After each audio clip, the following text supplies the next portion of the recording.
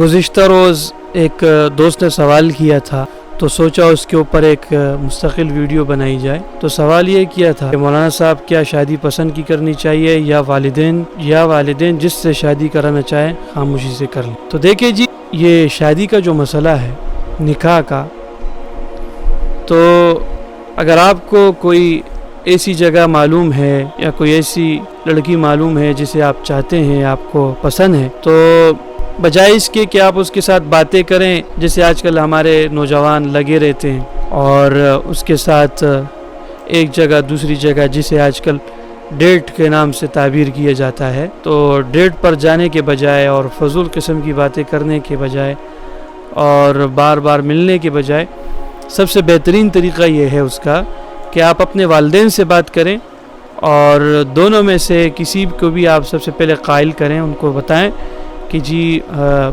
فلاں لڑکی جو ہے وہ مجھے اچھی لگتی ہے، تو اور میں چاہتا ہوں کہ میری منگنی اس کے ساتھ ہو جائے اور آپ کوشش کریں ان کے گھر جائیں۔ تو پھر والدین آپس میں مشورہ کریں اور اگر ان کو وہ بچی اپنے بچے کے مستقبل کے لیے ٹھیک لگ رہی ہے تو وہ جا کر اس کا رشتہ مانگے، اس طرح آپ شادی کریں۔ لیکن جو طریقہ آج کل رائج ہے، خاص کر ہمارے جو آج کل کے نوجوان ہیں، وہ ایک طریقہ کر رہے ہیں کہ سب سے پہلے وہ پیار کے چکر میں پڑ جاتے ہیں، 2 سال 3 سال 5 سال، کسی کا 8 سال، پھر بیچ میں وہ ذائقہ بدلنے کے لیے بریک اپ کر کے کسی اور لڑکی کے ساتھ لگ جاتے ہیں، کبھی کس کے ساتھ کبھی کس کے ساتھ، تو وہ ایک سلسلہ رکھتے ہیں اور پھر جا کے آخر میں والدین سے کہتے ہیں کہ جی میری شادی آپ نے یہیں کرانی ہے۔ تو اپنی انڈرسٹینڈنگ وہ پہلے سے بنا لیتے ہیں، پھر بعد میں جا کر گھر میں وہ چیز بتاتے ہیں تو والدین پھر بضد ہو جاتے ہیں کہ نہیں جی یہ بچی آپ کے لیے ٹھیک نہیں ہے، یا ہم ایک ایسے خاندان سے تعلق رکھتے ہیں جو یا شریف ہیں یا جو بھی ہیں، اور ہمارا خاندان کا جو طریقہ ہے اور جو ہمارا رواج ہے، جو ہماری تہذیب ہے، یہ جو آپ جہاں رشتہ کرنا چاہ رہے ہیں یہ اس سے متصادم ہے، تو پھر وہ چیز جو ہے ساری کی ساری خراب ہو جاتی ہے اور یہ لڑکا جو ہے زبردستی جا کر جو ہے شادی کر لیتا ہے اور گھر میں ہنگامہ کھڑا کر دیتا ہے، پہلے ابو کو امی کو ان سب کو مناتا ہے، نہیں ہوتا تو پھر خاندان میں جن لوگوں سے آپ کے والدین زیادہ محبت کرتے ہیں، جن کو زیادہ چاہتے ہیں، جن کی بات وہ زیادہ سنتے ہیں، تو وہ ان کے پاس چلے جاتے ہیں اور ان سے کہتے ہیں کہ جی آپ پلیز ہمارے ماما بابا کو سمجھائیں، مجھے یہ لڑکی پسند ہے، میں اس سے شادی کروں گا، اگر میری شادی اس سے نہیں ہوئی تو میں خودکشی کر لوں گا، میں زہر پی جاؤں گا، میں یہ کر لوں گا، میں وہ کر لوں گا۔ تو میرے بھائی، آپ نے جو کام کیا یہ طریقہ ہی غلط تھا، آپ کو جب پسند آ گئی آپ نے جا کر گھر میں بتا دینا تھا اور انہوں نے جا کر آپ کے لیے رشتہ مانگ لینا تھا۔ اگر وہ آپ کو منع کر دیتے ہیں کہ جی یہ جگہ ہم ریجیکٹ کرتے ہیں، ہمیں اب سمجھ میں نہیں آ رہی، تو پھر آپ کو یہ چاہیے تھا کہ آپ اس چیز سے باز ہوتے۔ لیکن آج کل بڑی عجیب قسم کی حرکتیں شروع ہیں، پیار کا ناٹک تو میں اسے کہوں گا، کیونکہ پیار اس طرح نہیں ہوتا جس طرح آج کل ہمارے زمانے میں ہو رہا ہے۔ پیار کے جو قصے کہانیاں ہم لوگوں نے کتابوں میں پڑھی ہے تو بہت ہی عجیب قسم کی، تو یہاں پر جو ہے وہ عجیب طرح کا پیار ہے۔ یہاں پر جو لڑکی کا لڑکے سے اور لڑکے کے لڑکی سے جو پیار ہوتا ہے وہ کچھ مفادات کی خاطر ہوتا ہے۔ لڑکی جو ہے وہ پیار اس لیے کرتی ہے کہ لڑکا پیسے والا ہے یا غریب ہے، جو بھی ہے، لیکن مجھے کہیں نہ کہیں سے لا کے کھلائے گا، دلائے گا، اس لیے وہ اپنے ساتھ کوئی نہ کوئی لڑکا ضرور رکھتی ہے تاکہ وہ اس کے ان اضافی اخراجات کو اٹھا سکے جس کے لیے گھر سے پیسے نہیں ملتے۔ کافی سارے لوگ ایسے ہیں جن سے میں دیکھا ہے میں نے ان کو، تو انہوں نے ایک وقت میں 2 3 4 جو ہے وہ لڑکیوں کے ساتھ وہ باتیں کر رہا ہوتا ہے۔ جب اس سے آپ پوچھتے ہیں کہ بھئی یہ آپ کیا سلسلہ ہے، یہ شادی کرنا چاہ رہے ہیں، کیا کرنا چاہ رہے ہیں؟ نہیں یار بس ایسے ہی ٹائم پاس کرنے کے لیے رکھا ہے۔ تو بھئی یہ چیز تو جائز ہی نہیں ہے کہ آپ پرائی کی بچیوں کے ساتھ جو آپ کے لیے محرم بھی نہیں ہے ان کے ساتھ آپ باتیں کریں اور گپ شپ لگائیں اور ہر طرح کی باتیں آپ ان سے کریں، تو یہ تو جائز بھی نہیں ہے۔ تو خلاصہ یہ ہوا کہ جب بھی ایسا کوئی مرحلہ ہو تو آپ والدین کو بتائیں، وہ پہلے اپنا چکر چلاتے ہیں، اپنی طرف سے سسٹم فٹ کرتے ہیں. جب اپنی طرف سے سسٹم بیٹھ جاتا ہے 4-5 سال کھانے کھلانے کے بعد، پھر جا کے جو ہے وہ اپنے گھر میں بتاتے ہیں. جب اپنے گھر والے نہیں مانتے تو پھر یہ ہنگامہ کھڑا کر دیتا ہے پورے گھر میں، پورے گھر کا ماحول بگاڑنے کی کوشش کرتا ہے. جب وہ مان جاتے لڑکی والے کے پاس جاتے ہیں، جب وہ نہیں مانتے تو پھر ہاتھ کاٹتے ہیں. اور یہ عجیب سے وہ بناتے ہیں، پہلے ہاتھ جو ہے وہ بلیڈ سے کاٹ لیتے ہیں، پھر اس کے اندر کوئی سرما ڈالتا ہے، کوئی کلر ڈالتا ہے، کیا کرتا ہے نام لکھ دیتے. تو آج کل عاشقی ان چیزوں میں رہ گئی ہے. تو لہٰذا ان چیزوں سے آپ دور رہیں. کوشش یہ کریں کہ جہاں آپ کو لڑکی پسند آ جائے آپ اپنے والدین سے بات کریں اور ان سے کہیے کہ مجھے یہ لڑکی پسند ہے. اگر آپ لوگوں کو سمجھ میں آ رہی ہے تو ٹھیک ہے، نہیں تو کیا دنیا میں صرف یہ ایک لڑکی تھوڑی ہے میرے بھائی، اور ڈھونڈنا شروع کرو، اس سے بھی اچھی مل جائے گی. وہ والدین کو دکھائیں، اگر ان کو وہ سمجھ میں آتی ہے وہ ہو جائے گی، نہیں ہوتی تو تیسری کو تلاش کریں. تو آج کل یہ سلسلہ بڑا خطرناک ہو گیا ہے جی. اور ہمیشہ کوشش یہ کریں کہ جب بھی آپ کوئی رشتہ کریں یا کوئی شادی کریں تو والدین کی رضامندی سے کریں تو وہ اچھا ہوتا ہے، اس میں اللہ برکت دیتا ہے. میرے اور آپ کا جو پرکھنے کا انداز ہے یا جو چیزیں ہمیں اچھی لگتی ہے وہ ہم اس کو ایک الگ اینگل، اور شادی کے لیے جو چیز ہونی چاہیے ہم ان چیزوں کو نظر انداز کرتے ہیں. تو لہٰذا جب بھی رشتہ کرو تو والدین کی رضامندی سے کریں، کیونکہ ان کا ایک تجربہ ہو گیا ہے. وہ جب آپ بچی کو چلتا ہوا دیکھ لیں یا کسی بچے کو چلتا ہوا دیکھ لیں وہ آپ کو بتا دیں گے کہ یہ کس طرح کا. تو ہمیں ان کے تجربے پر اعتماد کرنا چاہیے، اپنے عشق پہ اعتماد نہیں کرنا چاہیے. تو جس کو آپ کے لیے والدین پسند کریں تو اسی میں آپ کے لیے خیر ہو. آج کل تو لڑکے یہ کہہ رہے ہیں کہ جی مجھے لڑکی پسند آ گئی، اماں ابا مان نہیں رہے، میں شادی کر لوں گا، سیپریٹ ہو جاؤں گا، اپنے آپ کو سیپریٹ کر کے الگ رہنا شروع کر دوں گا. اور اس طرح کافی سارے لوگ ہیں جو اس طرح کرتے ہیں، والدین سے الگ ہو جاتے ہیں صرف ایک لڑکی کے خاطر. تو ایسی چیزوں سے ہمیں بچنا چاہیے.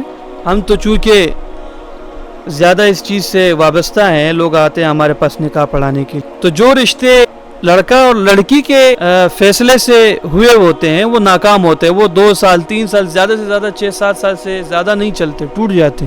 اور جو رشتے والدین چوز کرتے ہیں اپنے بچوں کے لیے تو بڑے پائیدار ہوتے ہیں، وہ ہمیشہ کا ساتھ دیں. کوشش یہ ہونی چاہیے کہ جب بھی کوئی اس طرح کا معاملہ ہو تو جلد بازی نہ کریں اور اپنے طرف سے اس چیز کو ہینڈل کرنے کی کوشش نہ کریں، بلکہ اپنے بڑوں سے کہیں، اپنے والدین سے کہیں.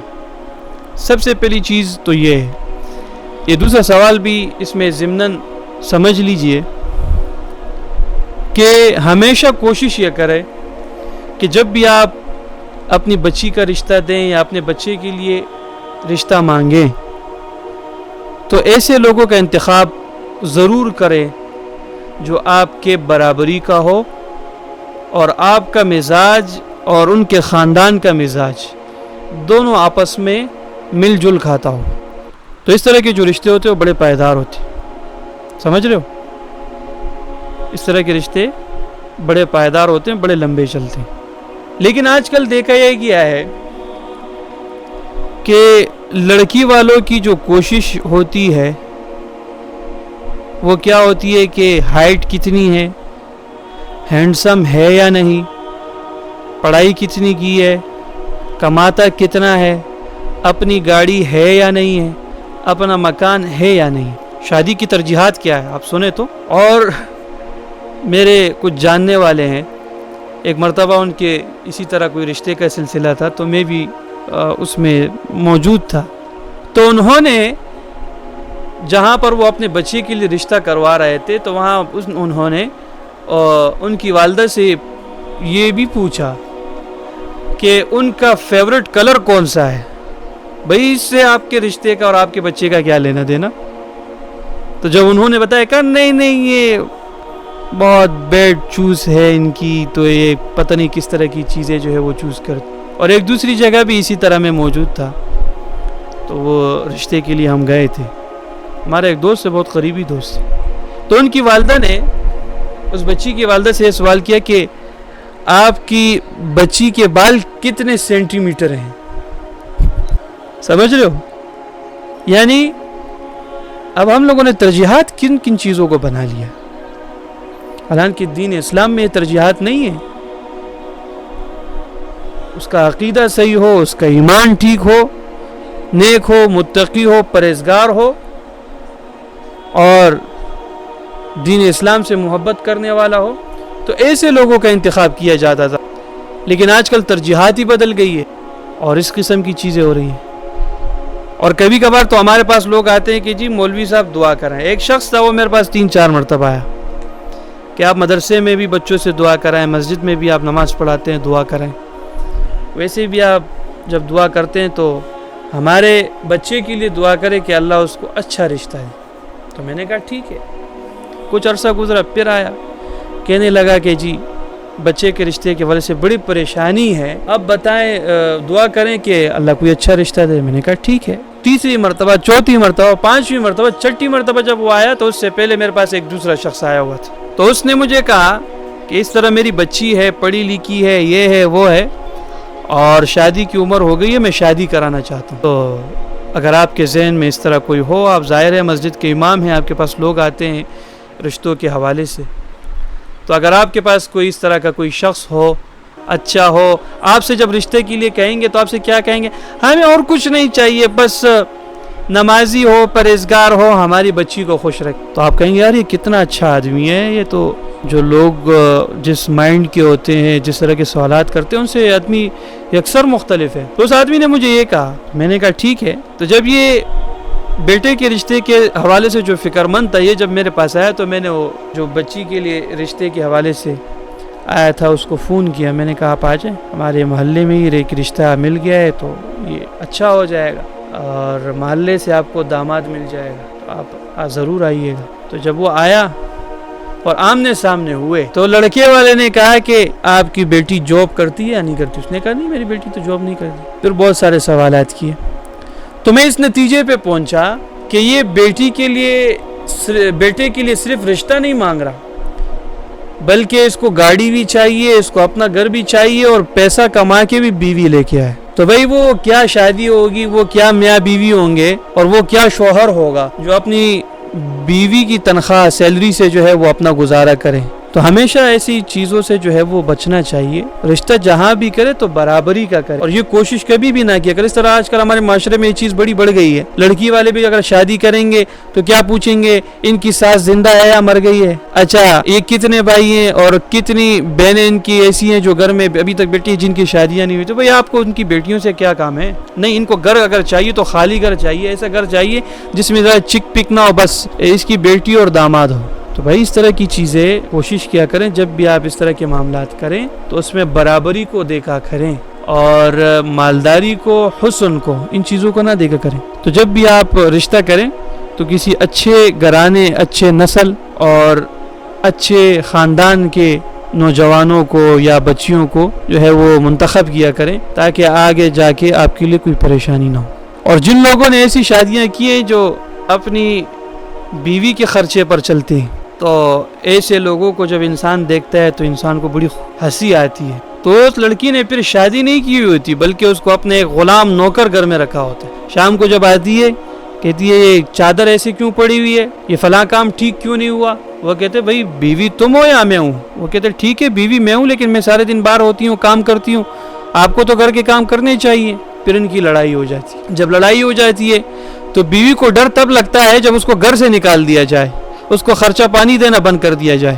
اور جب گھر بھی اس کا اپنا خرچہ پانی وہ شوہر کو دے رہی ہے تو پھر اس کو ڈرنے کی کیا ضرورت ہے.